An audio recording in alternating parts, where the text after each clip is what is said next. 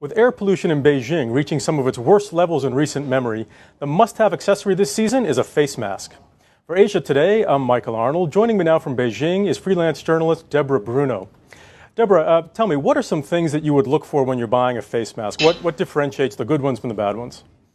The single most important thing is that the fit the face so that there is absolutely no gap in air around the face where you're covering. Otherwise, the bad air can get in. That's the single most important thing. According to Dr. Richard St. Cyr, who's doing some research on this.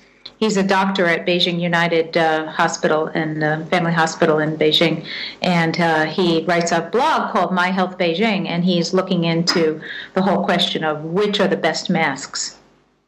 Now, one of the things that struck me when I first moved to Asia from the U.S. was, seeing people wearing masks on the subways and on the buses kind of freaked me out a bit. I'm wondering, though, with face masks becoming so essential now in Beijing, are we seeing manufacturers, differentiate by fashion? Are they becoming kind of a fashion accessory?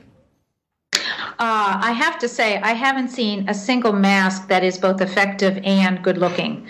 Most of them are pretty horrible looking. And, even to this day, even with bad air quality, I've noticed that you get looks when you wear these things, when you go out on the street.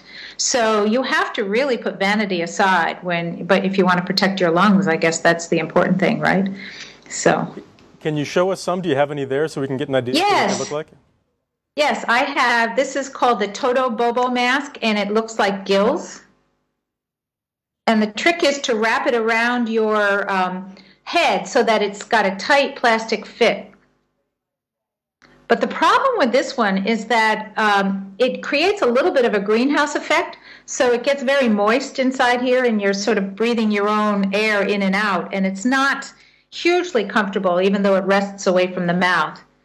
And then I also have a disposable mask. This is a 3M one, which does not seem to fit quite as snugly on the face, so I'm not quite sure how effective it is. But you can see both of them are quite unpleasant to look at. Right.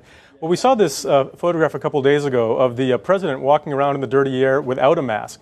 I'm just wondering, what are some general, do's and don'ts that you can tell us? How should somebody be dealing with this air pollution on a daily basis? Yeah, well, some of it depends on the number. Like, for example, I'm a jogger, and my cutoff is 150 PM 2.5. So, but even 150 is unhealthy for sensitive groups. And people, the U.S. Embassy website has recommendations for people whether to go out or not. And sometimes they'll actually say, restrict outdoor activities, stay inside with air purifiers. So there were a couple of days last week where I just stayed in place if I could help it, So I think that if you can avoid the air outside, it's sometimes just the best choice. So, when she went out without a face mask, he was sending a message, oh, this is okay to breathe this air, which I think is not necessarily a good message. Yeah, it certainly doesn't look like it's okay to breathe that air. Deborah, thanks very much for joining us. Please stay inside if you can, and if you do go out, make sure you have that mask with you. For Asia Today, I'm Michael Arnold.